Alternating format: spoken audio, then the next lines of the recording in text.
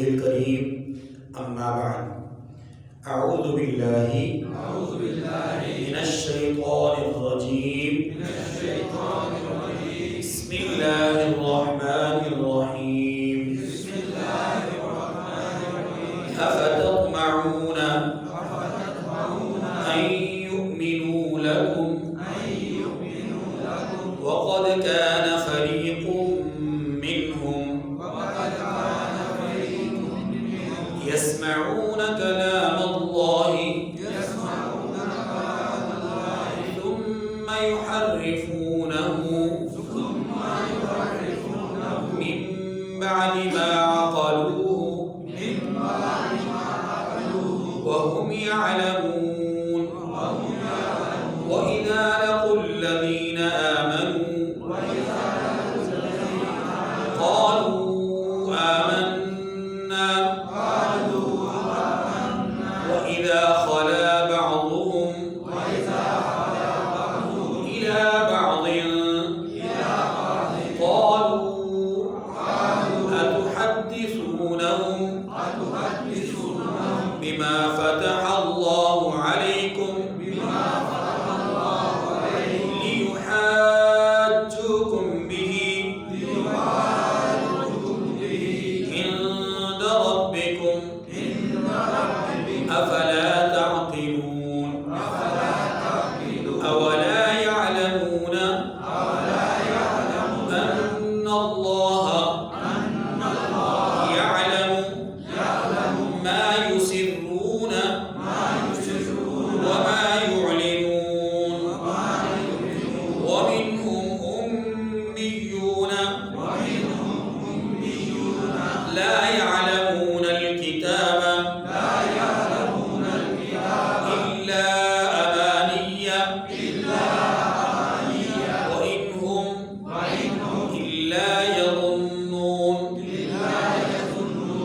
فويل للذين يكتبون الكتاب بأيديهم ثم يقولون هذا من عند الله ليشتروا به ثمنا قليلا فويل لهم مما كتبت أيديهم وويل لهم مما يكسبون وقالوا لن تمسنا النار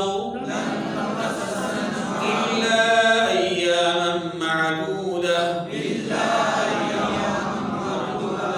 صدق الله العظيم. سورہ بقرہ کی آیت نمبر 75 سے آیت نمبر 79 تک 5 آیات کریمہ ہم نے تلاوت کی ہیں. ان آیات کریمہ میں اللہ تبارک و تعالی نے یہود کے 3 گروہوں کا ذکر فرمایا ہے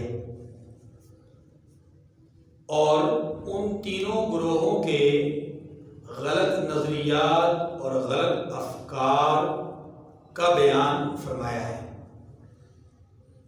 نمبر 1، یہود کا وہ طبقہ جو پڑھا لکھا تھا، تھوڑا پڑھا لکھا یا زیادہ پڑھا لکھا، ایک تو وہ طبقہ، اور اس کے پھر 2 گروہ تھے، اس کے اندر پھر 2 گروہ تھے.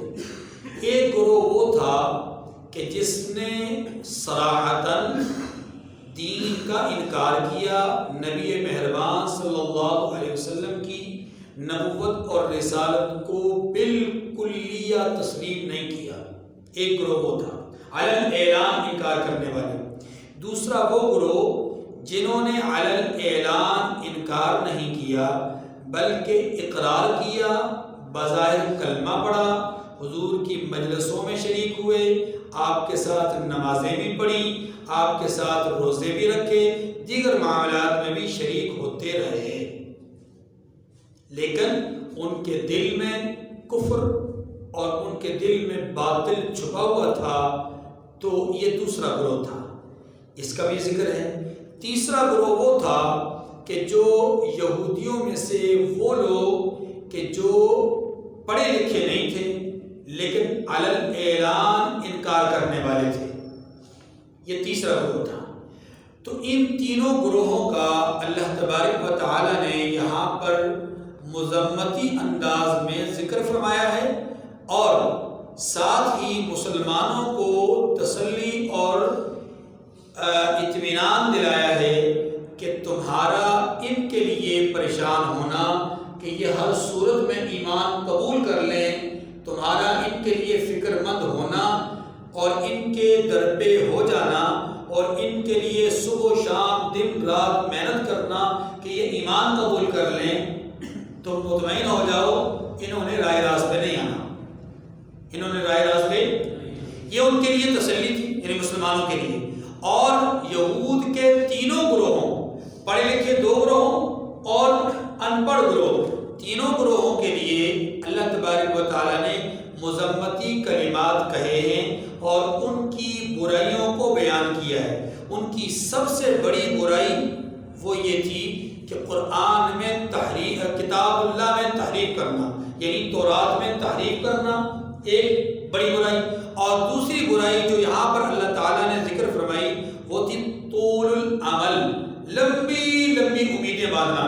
اور یہ وہ جو جاہل یہودی تھے یہ ان کا خاصہ تھا کہ لمبی لمبی امیدوں اور آسوں پہ انہوں نے جو اپنی زندگیاں کھپا دی۔ ٹھیک ہے جی، یہ خلاصہ میں نے قبل از وقت ذکر کیا تاکہ آیات کریمہ کا ترجمہ پڑھ لیں، اور آیات کریمہ کے ترجمہ پڑھنے کے بعد اس کی تشریح اور تفسیر میں جو باتیں ہوں گی وہ بعد میں عرض کروں گا۔ دیکھیے فرمایا افتطمعون ان یؤمنوا لکم، یہ جملہ مسلمانوں کے لیے ہے۔ فرمایا کیا تم امید رکھتے ہو کہ یہ لوگ تمہارے قائل ہو جائیں گے، یعنی تمہارے دین کو مان لیں گے، تمہارے دین کا اقراری ہو جائیں گے، یا تمہارے دین پر یقین رکھیں گے؟ میں نے دو ترجمے کیے ہیں، ایک یہ کہ تمہارے دین کو مان لیں گے یعنی ایمان لائیں گے، اور دوسرا ترجمہ کیا کہ کیا تمہیں اس بات کی امید ہے کہ یہ تمہارے دین پر یقین رکھیں گے؟ جو پہلا ترجمہ میں نے کیا یہ ان لوگوں کے حوالے سے کیا کہ ایسے یہودی کہ جو صاحب علم تھے لیکن صراحتاً انکار کرنے والے تھے، تو ان کے متعلق یہ ہے کہ اے مسلمانوں کیا تم ان کے بارے میں یہ امید لگا کر بیٹھے ہو کہ یہ ایمان قبول کریں گے؟ تو یہ ایمان قبول کرنے والے نہیں ہیں۔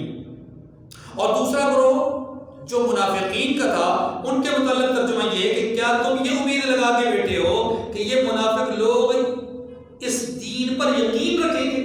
یقین کا تعلق دل سے ہے، منافقین زبان سے تو اقرار کیے ہوئے تھے لیکن دل سے نہیں مانتے تھے، اس لیے دونوں ترجمے میں نے آپ کے سامنے کر دیے۔ فرمایا وَقَدْ كَانَ فَرِيقٌ مِّنْهُمْ يَسْمَعُونَ كَلَامَ اللَّهِ ثُمَّ يُحَرِّفُونَهُ مِن بَعْدِ مَا عَقَلُوهُ وَهُمْ يَعْلَمُونَ۔ یہ جو پہلا فریق ہے علی الاعلان انکار کرنے والا، یہ اس کے متعلق ہے۔ فرمایا حالانکہ ان میں سے کچھ لوگ کلام خدا یعنی تورات کو سنتے ہیں، پھر اس کے سمجھ لینے کے بعد اس کو جان بوجھ کر بدلتے رہے ہیں۔ کیا مطلب؟ یعنی یہودی جو صاحب علم ہیں یا جو صراحتاً انکار کرنے والے لوگ ہیں وہ تورات کو سنتے رہے، تورات کو پڑھتے رہے اور سننے اور پڑھنے کے باوجود اس میں تحریف کرتے رہے۔ اچھا دوسرا گروہ منافقین کا، فرمایا وَإِذَا لَقُوا الَّذِينَ آمَنُوا قَالُوا آمَنَّا، اور یہ لوگ جب مومنوں سے ملتے ہیں تو کہتے ہیں کہ ہم ایمان لے آئے ہیں۔ وَإِذَا خَلَا بَعْضُهُمْ إِلَىٰ بَعْضٍ، اور جب یہ لوگ آپس میں ایک دوسرے سے ملتے ہیں، یعنی منافق صراحتاً انکار کرنے والے لوگوں سے ملتے ہیں، تو بعضهم إِلَىٰ بَعْض کا مطلب یہ ہے کہ یہ اندر سے چونکہ ایک ہی ہے تو یہ جب اپنے ہی جیسے لوگوں سے یعنی کافروں سے ملتے ہیں تو قالوا اتحدثونهم بما فتح الله عليكم ليحاجوكم به عند ربكم۔ منافق یہودیوں سے اور یہودی ان منافقوں سے کہتے ہیں، کیا کہتے ہیں کہ جو بات خدا نے تم پر ظاہر فرمائی ہے وہ تم ان کو اس لیے بتا دیتے ہو کہ قیامت کے دن اسی کے حوالے سے تمہارے پروردگار کے سامنے تم کو الزام دیں۔ افلا تعقلون، کیا تم سمجھتے نہیں؟ یعنی یہاں جو وضاحت ہے وہ میں اشارہ کر دیتا ہوں یعنی تم وہ حقائق ان مسلمانوں کو کیوں بتاتے ہو کہ جن کے سمجھ لینے کے بعد، جن کو جان لینے کے بعد کل کلام کو مناظرہ کے دوران، بحث کے دوران یہ ہمارے خلاف اس بات کو بطور دلیل پیش کریں گے. یہ غلطی مت کرو. دنیا کا حال اور آخرت میں بھی اللہ کے سامنے یہ دلیل بنائیں گے کہ یا اللہ انہوں نے تو ہمارے سامنے سچی بات کہی بھی تھی، پھر مانا نہیں، تو قصور ان کا بنا ہے. تو تم دنیا میں بھی ان کے سامنے رسوا ہونا چاہتے ہو، آخرت میں بھی رسوا ہونا چاہتے ہو. ایسا ہرگز مت کرو. ان کو اپنی قمیض اٹھا کر اپنا بدن ان کے سامنے ننگا مت کرو. جیسے محاورہ بولا جاتا ہے اپنی قمیض اٹھانے سے اپنا ہی بدن ننگا ہوتا ہے. مطلب یہ کہ اپنی کتابوں کی باتیں ان کے سامنے مت کرو. یہ ہے. اچھا جی، اولا یعلمون ان اللہ یعلم ما یسرون وما یعلنون. اللہ تعالیٰ نے اس کا جواب دیا. فرمایا کیا یہ لوگ نہیں جانتے کہ یہ جو کچھ چھپاتے ہیں اور جو کچھ ظاہر کرتے ہیں اللہ کو سب معلوم ہے. وَمِنْهُمْ أُمِّيُّونَ لَا يَعْلَمُونَ الْكِتَابَ إِلَّا أَمَانِيَّ وَإِنْهُمْ إِلَّا يَظُنُّونَ. یہ تیسرا گروہ. کون سا؟ وہ گروہ جو ان پڑھ ہے، جن کے پاس علم نہیں ہے لیکن علی الاعلان انکار کرنے والے ہیں. فرمایا ان کا حال کیا ہے؟ بعض ان میں سے ان پڑھ ہیں کہ اپنے خیالات باطل کے سوا کتاب سے واقف ہی نہیں اور وہ صرف ظن سے کام ہے. یعنی گمان، امیدیں اور آسیں، آرزوئیں، تمنائیں ان میں جو ہے وہ زندگی گزار رہے ہیں. فَوَيْلٌ لِّلَّذِينَ يَكْتُبُونَ الْكِتَابَ بِأَيْدِيهِمْ. پہلے گروہ کے مطابق فرمایا تو ان لوگوں پر افسوس ہے جو اپنے ہاتھ سے تو کتاب لکھتے ہیں اور پھر ثم یقولون، پھر کہتے ہیں ھذا من عند اللہ لیشتروا بہ ثمنا قلیلا، کہ یہ اللہ کے پاس سے آئی ہے تاکہ اس کے عوض تھوڑی سی قیمت یعنی دنیاوی منفعت حاصل کریں.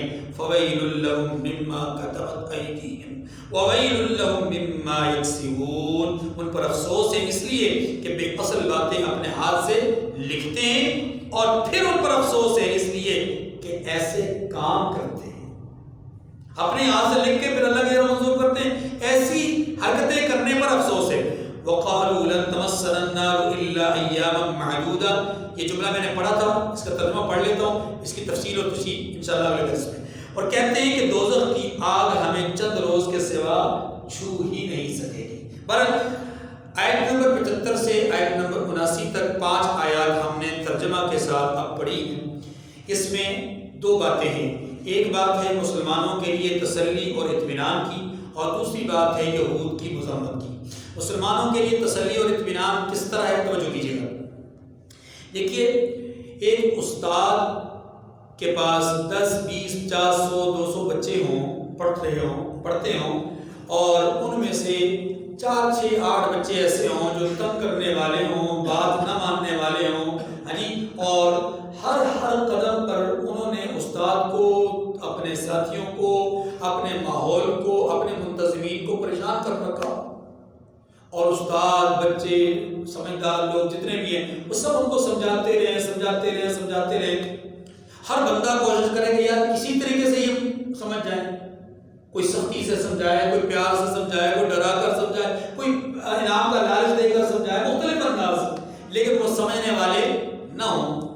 اور پھر اچانک ان کو یہ تسلی ہو جائے، سمجھانے والوں کو اطمینان ہو جائے کہ یار انہوں نے باز نہیں آنا، انہوں نے رائے راز پر نہیں آنا، انہوں نے اپنی حرکتوں سے باز نہیں آنا، انہوں نے اپنی ہٹ درمیوں سے، شرارتوں سے، بدتمیزیوں سے، گستاخیوں اور بےادبیوں سے باز نہیں آنا. لہذا ان کو سمجھانا بیکار ہے.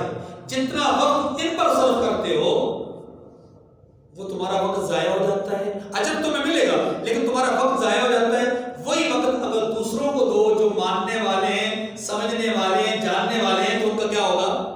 فائدہ ہوگا. اب آسمانی اب کیا ہے، یہ سمجھانے والوں کے لیے ایک تسلی ہے، اطمینان ہو جاتا ہے کہ بھائی واقعی یہ نہیں سمجھنے والے، لہذا ان کو ایک طرف چھوڑ دو، ان کو کھلا چھوڑ دو. یہ بھی آسمانی اللہ سے زیادہ ومن اصدق من اللہ قیلا، اللہ سے زیادہ سچی بات کون کرتا ہے؟ کوئی نہیں.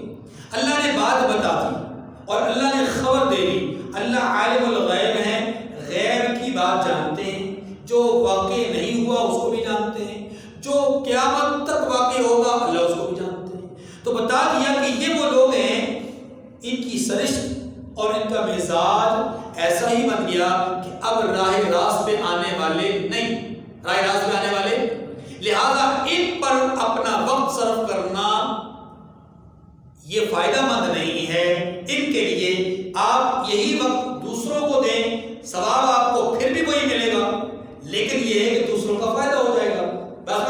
اب سمجھانے والوں کو اطمینان ہو گیا، سمجھانے والوں کو اعتماد پیدا ہو گیا، ان کی تسلی ہو گئی، کس بات سے کہ ہمارا وقت ضائع ہونے سے اب بچ جائے گا، ہمارا وقت ضائع ہونے سے۔ اب یہ مسلمانوں کو تسلی دی گئی کہ اے مسلمانوں، دن رات صبح و شام اکیلے اجتماعی ہر حال میں تم ان یہودیوں کو اور منافقوں کو سمجھانے میں تلے ہوتے ہو، ان کے صاحب علم لوگوں کو سمجھاتے ہو، ان کے نادان لوگوں کو سمجھاتے ہو، ان کے ان پڑھ لوگوں کو سمجھاتے ہو، اور ان کے بظاہر کلمہ گو لوگوں کو سمجھاتے ہو۔ آپ کا ان کو سمجھانا کیا ہے؟ ان کے لیے فائدہ مند نہیں، فضول نہیں، ان کے لیے فائدہ مند نہیں۔ آپ کے لیے تو فائدہ مند ہے کہ آپ کو اجر ملے گا، لیکن ان کے لیے فائدہ مند نہیں۔ آپ یہی کام ان لوگوں کے لیے کیجئے جن کے اندر طلب ہے، جن کے اندر آرزو ہے، تمنا ہے سیکھنے کی، سمجھنے کی، پڑھنے کی، آگے بڑھنے کی۔ ان کو سمجھائیے، ان کو سکھائیے، ان کو فائدہ ہوگا، آپ کو ثواب اب بھی ملے گا، آپ کو ثواب اب بھی ملے گا، بلکہ آپ کو ثواب اب زیادہ اس لیے ملے گا کہ وہ ماننے کی وجہ سے، سیکھنے کی وجہ سے جب تک عمل کرتے رہیں گے آپ کے لیے صدقہ جاریہ بن جائے گا۔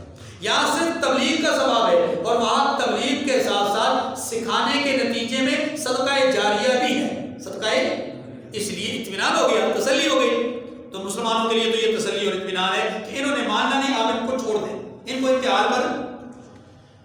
یہود کی یہاں مذمت بیان کی گئی، دوسری بات، اور یہود کے پھر 3 طبقے بیان کیے گئے۔ ایک صاحب علم لوگوں میں سے وہ لوگ کہ جو صراحتاً انکار کرنے والے، نمبر 2 صاحب علم لوگوں میں سے وہ لوگ کہ جو بظاہر کلمہ پڑھنے والے، اور نمبر 3 بالکل نادان ان پڑھ لوگ، ان کی حالت۔ تینوں کی الگ الگ حالتیں بیان کی گئی۔ ان کی مذمت اس طرح بیان کی گئی پہلے والوں کی کہ انہوں نے تورات کو پڑھنے، سمجھنے، سیکھنے کے باوجود، سننے کے باوجود اس میں تحریف کا عمل کیا۔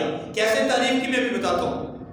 نمبر 2 منافقین کے حوالے سے یہ بتایا کہ ان کی مذمت اور ان کی برائی یہ ہے کہ یہ کلمہ دین کو زبان سے چکھ لینے کے باوجود، پڑھ لینے کے باوجود، اس کی حلاوت اور اس کی مٹھاس محسوس کر لینے کے باوجود، دنیاوی اعتبار سے نفع اٹھا لینے کے باوجود، اپنے من میں، اپنے دل میں اس کلمے کو نہ مٹھا سکے، یہ ان کی مذمت ہو رہی ہے۔ اور نمبر 3 وہ لوگ کہ جو یہودیوں میں سے ان پڑھ، ناخواندہ، جاہل ہیں، ان کے متعلق فرمایا گیا کہ یہ لوگ باوجود اس کے ان کے پاس کتاب کا کوئی علم نہیں، کوئی دلیل نہیں، کوئی ثبوت نہیں، کوئی کتاب نہیں، کتاب کا علم نہیں، اس کے باوجود لمبی لمبی امیدیں لگا کر بیٹھے ہیں کہ ہمیں جنت میں ہی جانا ہے، جنت بنی ہی ہمارے لیے ہے، ہم تو ابراہیم علیہ السلام کے ماننے والے ہیں، ابراہیم علیہ السلام کے پیروکار تو جہنم میں جا ہی نہیں سکتے، کیونکہ ابراہیم علیہ السلام خود جہنم کے اوپر کھڑے ہوں گے، یعنی اور دروازے پر کھڑے ہوں گے یا جہنم کے کنارے پہ کھڑے ہوں گے،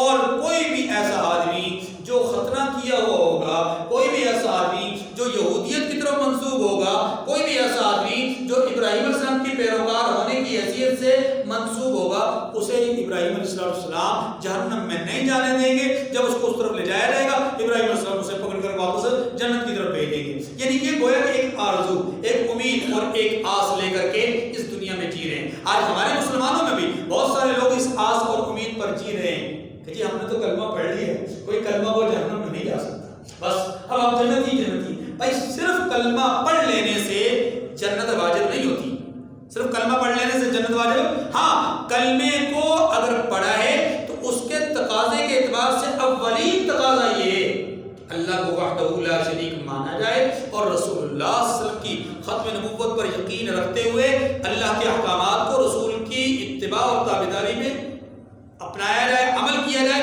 تو پھر جو ہے وہ انسان کے لیے جنت کی طرف فیصلے ہوں گے۔ بہرحال خلاصہ یہ کہ یہود کے ان تینوں گروہوں کی مذمت ہوئی۔ تو پہلا گروہ اس نے کیا کہا کہ اللہ تبارک، اس کے متعلق اللہ پاک کیا فرماتے ہیں کہ یہ وہ لوگ ہیں کہ جنہوں نے کتاب کو پڑھا، پھر اس کتاب کو پڑھنے، سننے، سمجھنے کے باوجود انہوں نے کیا کیا؟ تحریف کی۔ تحریف کیا کی؟ اب اس کو سنیے۔ رسول اللہ صلی اللہ علیہ وسلم کی بعثت مبارکہ یعنی مکہ سے مدینہ منورہ آمد سے پہلے وَأَقْسَمُوا بِاللَّهِ جَهْدَ أَيْمَانِهِمْ لَئِن جَاءَهُمْ نَذِيرٌ لَيَكُونُنَّ أَهْدَىٰ مِنْ إِحْدَى الْأُمَمِ، یہود مدینہ قسمیں کھایا کرتے تھے لَئِن جَاءَهُمْ نَذِيرٌ، اگر وہ ڈرانے والے، وہ رسول، وہ نبی آخر الزمان آ گئے تو ہم لَيَكُونُنَّ أَهْدَىٰ مِنْ إِحْدَى الْأُمَمِ، تمام امتوں میں سے سب سے پہلے ان کو ماننے والے اور ان کی رہنمائی میں چلنے والے ہم ہوں گے۔ یہ قسمیں کھایا کرتے تھے۔ جب رسول اللہ تشریف لے آئے انہوں نے انکار کر دی۔ اب دیکھیں، پہلے بشارتیں سنایا کرتے تھے خود، نشانیاں بتلایا کرتے تھے خود۔ کیا نشانیاں تھیں؟ خود تورات میں لکھا تھا کہ رسول اللہ صلی اللہ علیہ وسلم کے بال مبارک سر کے وہ گنگریالے ہوں گے، آپ کا قد مبارک درمیانہ ہوگا، آپ کا رنگ مبارک گندمی ہوگا، آپ مکہ مکرمہ میں پیدا ہوں گے، مدینہ منورہ میں آپ ہجرت کر کے آئیں گے۔ یہ صفات اور اس جیسی اور صفات تورات میں موجود اور یہ لوگوں کو بتایا کرتے تھے۔ جب رسول اللہ تشریف لے آئے تو ظاہری طور پر جو تین نشانیاں تھیں، کون کون سی؟ قد مبارک کی، رنگ مبارک کی، بال مبارک کی، یہ تینوں نشانیاں ہر آدمی، چاہے وہ پڑھا لکھا ہے چاہے وہ ان پڑھ ہے، وہ دیکھتے ہی پہچان لیتا کہ آیا یہ نشانیاں پائی جا رہی ہیں یا نہیں۔ جب رسول اللہ مدینہ منورہ میں تشریف لائے تو پہلے کہا کرتے تھے کہ قد درمیانہ، رنگ گندمی، بال گنگریالے، لیکن جو ہی آپ علیہ السلام تشریف لے گئے تو ساتھ ہی انہوں نے تعریف شروع کر دی کہ بال ان کے سیدھے ہوں گے، ان کے تو گنگریالے ہیں، رنگ ان کا جو ہے وہ اپنا گندمی نہیں ہوگا، ان کا رنگ تو گندمی ہے، قد مبارک ان کا لمبا ہوگا اور ان کا قد جو ہے وہ درمیانہ ہے۔ تو دیکھیں نشانیاں ان کے اندر نہیں پائی جاتی، علامات نہیں پائی جاتی، لہذا یہ وہ رسول نہیں ہے، یہ وہ نبی۔ اب پہلے جو نشانیاں بتلائیں انہی نشانیوں کا انکار کر رہے ہیں، اس کو کہتے ہیں تحریف کرنا۔ اس کو کیا کہتے ہیں؟ اچھا، تحریف کی ایک صورت یہ ہے کہ رسول اللہ صلی اللہ علیہ وسلم کی علامات میں تبدیلی لانا۔ نمبر دو، آپ نے پچھلے درس میں یہ بات پڑھی، پچھلے سے پچھلے درس میں، کہ اللہ کے رسول حضرت موسیٰ علیہ السلام 70 لوگوں کو طور پہاڑ پر لے گئے اور وہ وہاں جا کر کے اللہ کا کلام سننے کے باوجود شک و شبہ میں مبتلا ہوئے کہ اے موسیٰ ہم کیسے مان جائیں کہ یہ اللہ کا کلام ہے، اللہ بول رہے ہیں، ہم تو اس وقت تک ایمان نہیں لائیں گے جب تک کہ اللہ کو اپنی آنکھوں سے نہ دیکھ لیں۔ اللہ کو غضب آیا، اللہ نے ایک بجلی بھیجی، سب کے سب مر گئے، 70 کے 70 لوگ جو ہے وہ اسی وقت موت کی آغوش چلے گئے۔ موسیٰ علیہ السلام پریشان فریاد کی، پروردگار یہ پہلے قوم ماننے والی نہیں، اب ان کے جو نمائندے آئے وہ بھی مار دیے گئے، آپ نے ہلاک کر دیا، ان کو موت کے گھاٹ اتار دیا، یہ لوگ تو مزید جو ہے وہ انکار کا سخت ہو جائیں گے، آپ رحم فرما دیجیے۔ اللہ تبارک و تعالیٰ نے 70 لوگوں کو دوبارہ سے زندگی عطا فرمائی اور یہ زندگی عطا کر کے فرمایا کہ جاؤ جا کر کے قوم کو بتلاؤ کہ ہم نے اللہ کا کلام سنا ہے اور اس کلام پر مضبوطی سے عمل کرو۔ خذوا ما آتیناکم بقوۃ واذکروا ما فیہ لعلکم تتقون، اس کو مضبوطی سے پکڑو اور جو کچھ اس میں ہے اس پر عمل کرو۔ واذکروا ما فیہ، جو کچھ ہے۔ یہ واپس آئے، آ کر اپنی قوم سے انہوں نے آ کر کے کہا، قوم سے آ کر کے کہنے لگے کہ ہم نے اللہ کا کلام سنا، اللہ کی آواز کو سنا، تورات اللہ کی کتاب ہے، اللہ ہی نے بھیجی ہے، ساری باتیں درست سچی باتیں تھیں۔ آخر میں ایک ڈنڈی مار گئے کہ اللہ پاک نے فرمایا ہے کہ یہ احکامات تمہیں دیے ہیں، جو آسان لگے انہیں مان لو، قبول کر لو، اور جو مشکل ہو انہیں چھوڑ دو۔ یہ کیا ہے؟ تحریف۔ یہ کیا ہے؟ اس طرح کی تحریفیں اور اس طرح کے معاملات وہ کرتے تھے۔ اللہ تعالیٰ نے اسی کا ذکر فرمایا کہ کتنے بدبخت لوگ ہیں، اپنے ہاتھوں سے لکھ کر کے اللہ کی طرف منسوب کرتے ہیں، اپنی زبانوں سے کہہ کر کے اللہ کی طرف منسوب کرتے ہیں، تحریف کر کے اللہ کی طرف منسوب کرتے ہیں کہ اللہ نے ایسا کہا، حالانکہ اللہ نے ایسا کہا نہیں ہوتا۔ دوسری بات، یہود کا دوسرا طبقہ منافقین، جو اپنوں سے نکل کر مسلمانوں میں آتے تو کہتے کہ ہم تمہارے ساتھ، اپنوں میں واپس جاتے ہیں تو کہتے ہیں ہم تمہارے ساتھ، ٹھیک ہے. لیکن ان کی مذمت کیا بیان ہوئی؟ فرمایا مذمت ان کی یہ بیان ہوئی کہ جب یہ مسلمانوں کے بیچ میں جاتے تو مسلمانوں کو کچھ نہ کچھ یہود کی کتابوں یعنی تورات کے حوالے سے کچھ، ظاہر مسلمانوں کو پتہ تو تھا کہ یہ پہلے یہودی تھے، اگرچہ ظاہراً اسلام قبول کیا لیکن یہ کہا کرتے تھے کہ یہ پہلے یہودی تھی اب مسلمان ہوئے.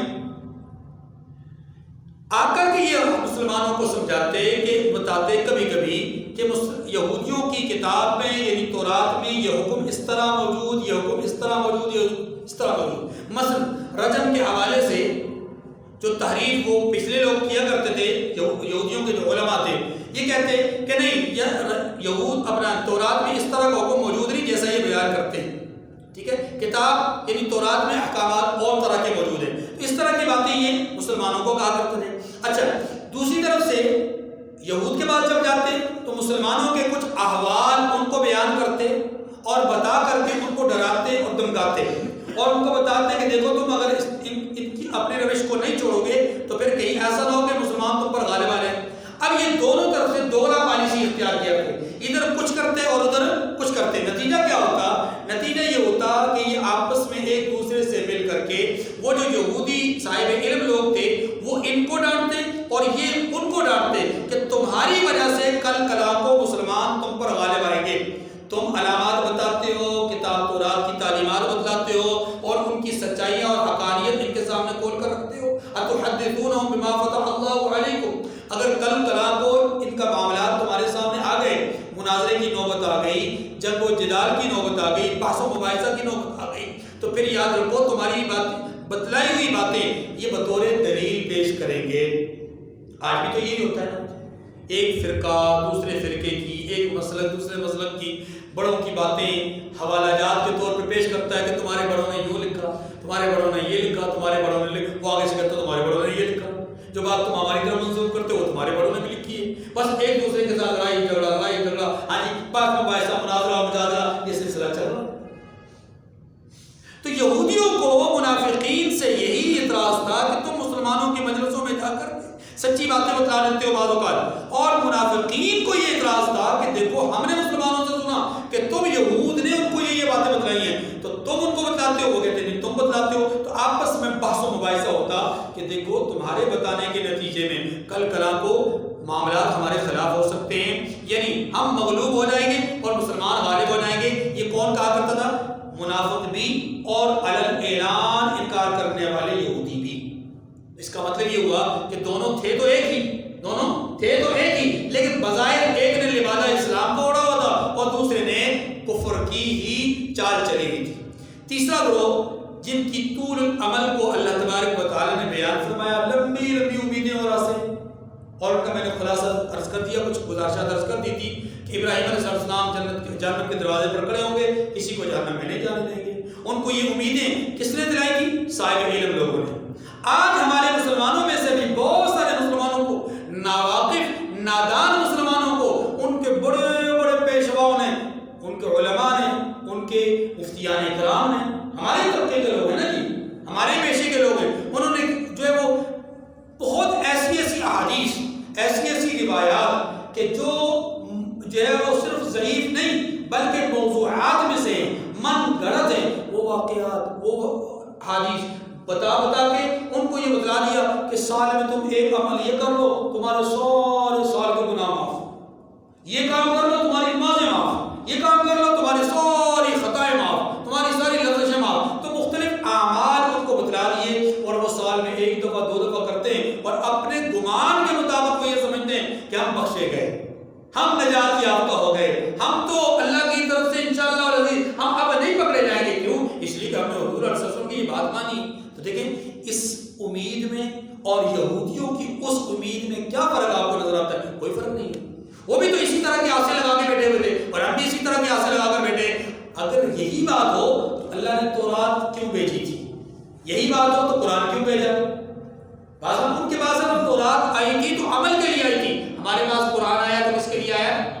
اب اگر یہ ساری چیزیں اس طرح چھوڑ دی جائے اور کہا جائے کہ رمضان مبارک کے تیسرے جمعے میں قضائے عمری پڑھ لی جائے تو ساری زندگی کی جو نمازیں نہیں پڑھی ہوئی وہ معاف ہو جاتی ہیں. اتنا آسان کام ہو؟ ابھی آج تک کبھی کسی سیانے سے یہ سنا ہے کہ بھائی تم نے مجھ سے زندگی میں ایک ایک کر کے 2 کر کے تم نے مجھ سے جو 50,000 روپے لے رکھا ہے، اچھا چلو تم آ کر ایسے کرو، مجھے سلوٹ کر دو اور مجھے آ کر کے میرے سامنے میرے دربار میں آ کر کے 1 گھنٹہ 2 گھنٹے کے لیے کھڑے ہو جاؤ، تمہارا پچھلا 100 اور قرضہ معاف۔ قرضے کا اس کے ساتھ کیا تعلق ہے؟ بات سمجھ گئی نہیں؟ اس طرح یہ قضاء عمری کا تصور اور اس طرح کچھ عبادات اور معاملات اور کچھ نوافل فلاں موقع پہ پڑھ لیں، کچھ عبادات فلاں موقع پہ کر لیں، وہ فلاں رات کو آپ پوری رات جاگ جائیں، آپ کی ساری زندگی جو ہے وہ کیا ہو جائے گی؟ معاف ہو جائے گی، خطاؤں کے اعتبار سے، گناہوں کے اعتبار سے۔ اس کا تصور اسلام میں نہیں ہے۔ اسلام یہ نہیں کہتا، ہاں اسلام یہ کہتا ہے کہ بعض اعمال ایسے ہیں ان کا ثواب زیادہ ہے، لیکن یاد رکھیے وہ ثواب زیادہ ہونا اور چیز ہوتی ہے، ذمے میں فرائض ہونا اور چیز ہے۔ فرائض کی ادائیگی بہرحال لازم ہے۔ فرائض کی ادائیگی کیا ہے؟ اب دیکھیے اب آپ کو انشاءاللہ ترجمہ ٹھیک طرح سے سمجھ میں آئے گا۔ فرمایا افتطمعون ان یؤمنوا لکم، کیا تم امید رکھتے ہو کہ یہ لوگ تمہارے دین کے قائل ہو جائیں گے، یقین لے آئیں گے، یعنی پڑھے لکھے یہودی منافق، یا پھر کیا تم اطمینان رکھتے ہو، امید رکھتے ہو اس بات پہ کہ یہ لوگ تمہارے دین کو مان لیں گے، یعنی صراحت انکار کرنے والے؟ وقد كان فريق منهم يسمعون كلام الله ثم يحرفونه من بعد ما عقلوه وهم يعلمون، حالانکہ ان میں سے ایک فریق ایسا ہے کہ ان کچھ کلام الہی کو وہ سنتا ہے یا وہ لوگ سنتے ہیں، پھر اس کے سمجھنے کے بعد اس کو جان بوجھ کر بدلتے رہتے ہیں۔ جیسا کہ میں نے آپ کو کچھ مثالیں دی، حضور صلی اللہ علیہ وسلم کے زمانے میں حضرت عبداللہ بن سلام بیٹھے ہوئے تھے رضی اللہ تعالیٰ مجلس میں، یہودیوں میں ایک شادی شدہ جوڑے نے زنا کر لیا۔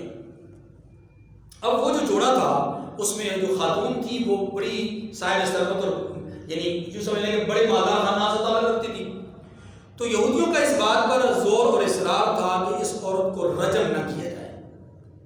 سنسار کرنے کا مطلب جان سے مار دینا ہے نا، پتھر مار مار کے، بس اس کو جو ہے وہ ایسے ہی کر دیا جائے کہ کچھ تاوان دے دیا جائے، کچھ کفارہ ہو جائے، کچھ مطلب اس کے اوپر اس طرح کا جو ہے وہ جس کی کہتے ہیں نا کہ آپ اس کا جرمانہ ہو جائے، باقی اور کچھ نہ ہو، جان بچ جائے۔ رسول اللہ صلی اللہ علیہ وسلم کے پاس آئے اور اللہ کے رسول نے فرمایا اچھا ایک بات بتلاؤ، تورات میں کیا لکھا ہے؟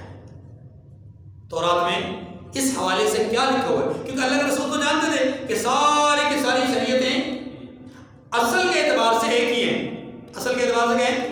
اصول میں سب ایک ہیں، تو یہ اصولی بات ہے۔ اللہ کے رسول نے فرمایا تورات میں کیا لکھا ہے؟ تو انہوں نے تورات کے اعتبار سے یہ کہا کہ جی تورات میں لکھا ہے کہ اگر کوئی اس طرح کی عورت بدفعلی اور یعنی بدعملی کا شکار ہو جائے تو اس کا منہ کالا کر کے اس کے اوپر جرمانہ لگا کر کے اس کو جو ہے وہ چھوڑ دیا جائے، منہ کالا کر دیا جائے، جرمانہ لگا دیا جائے، چھوڑ دیا جائے۔ مقصود کا کیا تھا کہ چلے سزا بھی ہو جائے گی اور ساتھ زندگی بھی بچ جائے گی۔ اللہ کے رسول صلی اللہ علیہ وسلم ان کے چہروں کی طرف دیکھ رہے تھے، حضرت عبداللہ بن سلام رضی اللہ عنہ سمجھ گئے کہ اب معاملہ جو ہے وہ ایسا ہے کہ اللہ کے رسول صلی اللہ علیہ وسلم کو یہ لوگ شاید اپنی چرب زبانی کی وجہ سے کوئی نہ کوئی جو ہے وہ معاملہ خراب کر لیں گے۔ تو عبداللہ بن سلام نے عرض کی کہ یا رسول اللہ صلی اللہ علیہ وسلم ان سے کہیے کہ صفحے کے وہ نیچے والا جو حصہ ہے نا اس کو پڑھیں، جس جگہ سے یہ پڑھ رہے ہیں اس کے نچلے حصے کو بھی پڑھیں، عبادت کا حصہ بھی پڑھیں جس پہ انہوں نے ہاتھ رکھا ہوا ہے، ایسے ہاتھ رکھ کے نا اوپر والے حصے کو پڑھ رہے ہیں۔ اللہ کے رسول صلی اللہ علیہ وسلم نے فرمایا یہاں پہ پڑھو۔ اول انہوں نے کہا کہ یا رسول اللہ بات یہ ہے جو ہم نے کہہ دیا حکم یہی ہے۔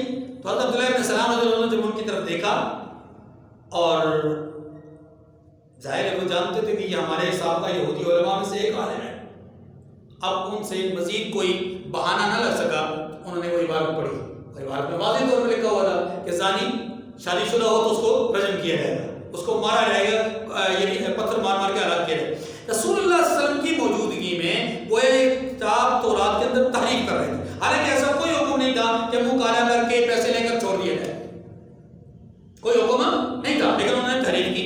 اسی کی طرف اشارہ ہے یا اس جیسے واقعات کی طرف اشارہ ہے کہ کچھ لوگ ایسے ہیں جو کلام خدا کو سنتے ہیں پھر اس کے سمجھنے کے بعد اس کو جان بوجھ کر بدل دیتے رہے ہیں۔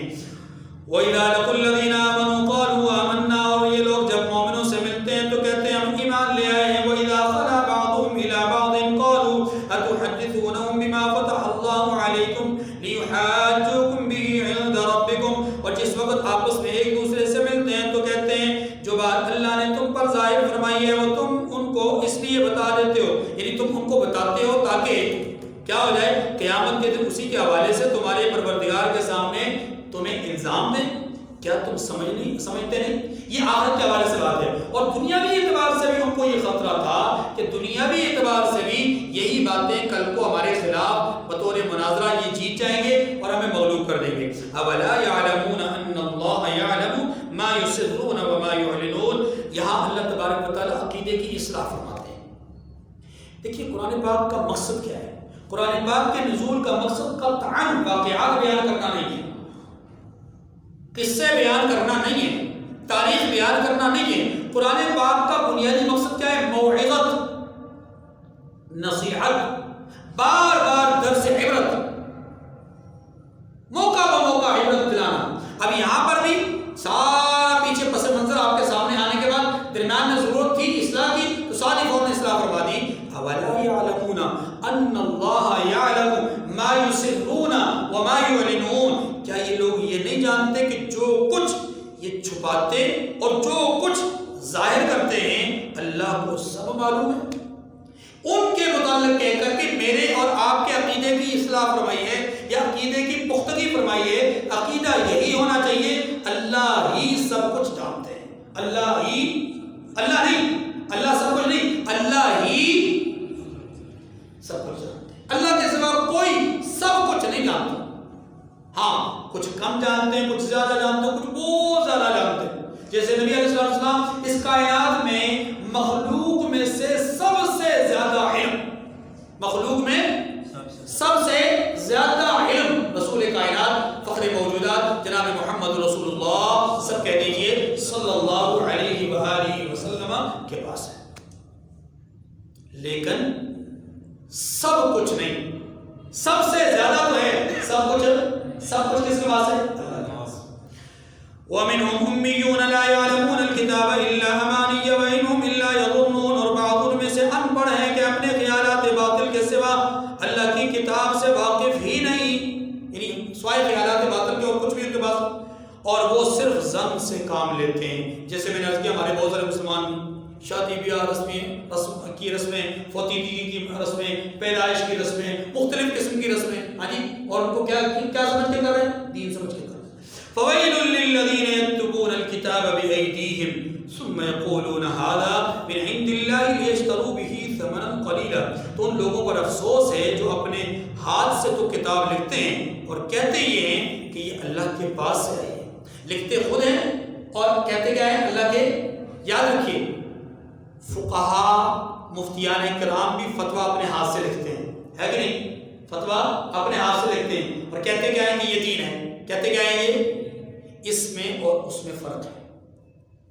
اب آپ کہیں گے مطلب یہ چونکہ آپ کے اپنے متعلق بات ہے تو نہیں، فرق اس لیے ہے، دیکھیے فرق یہ ہے کہ فقہا جو بھی بات لکھیں گے، مفتیان جو بھی بات لکھیں گے اس کی دلیل دیں گے، اگر وہ دلیل نہیں دے سکیں گے تو ان کی بات کو رد کر دیا جائے گا۔ یہی بات امام ابو حنیفہ رحمۃ اللہ علیہ نے بھی کہی تھی کہ میری وہ بات جو قرآن اور حدیث کے صراحتاً مقابلے میں آ جائے، مخالفت میں آ جائے اور اس کی ضد میں آ جائے، میری اس بات کو تم رد کر دو اور قرآن اور حدیث کو لے لینا۔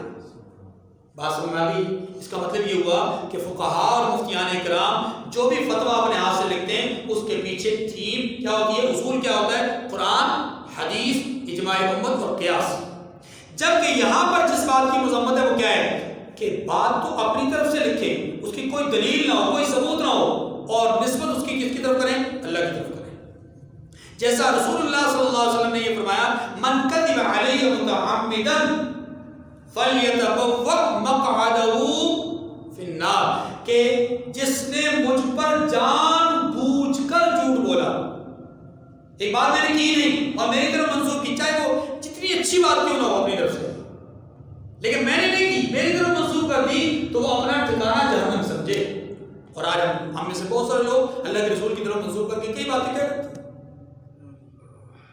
اس کا علم نہیں ہوتا، اس کا علم ثم يقولون هذا من عند الله ليشتروا به ثمنا قليلا، اللہ پاک فرماتے ہیں کہ اپنے ہاتھ سے لکھنے کے بعد یہ کہتے ہیں کہ یہ اللہ کی طرف سے ہے، کیوں کہتے ہیں؟ تاکہ اس کے عوض تھوڑی سی قیمت حاصل کریں. فویل لہم مما کتبت ایدیہم وویل لہم مما یکسبون. ان پر افسوس ہے اس لیے کہ یہ بے تکی باتیں اپنے ہاتھ سے لکھتے ہیں، اور اس لیے بھی افسوس ہے کہ وہ ایسے کام کرتے ہیں، ان کو نہیں کرنا چاہیے تھی. اللہ تعالیٰ مجھے اور آپ کو سمجھنے کی توفیق کامل نصیب فرمائے. وآخر دعوانا ان الحمد للہ رب العالمین وصلی اللہ علی النبی الأمی وعلی آلہ وسلم تسلیما.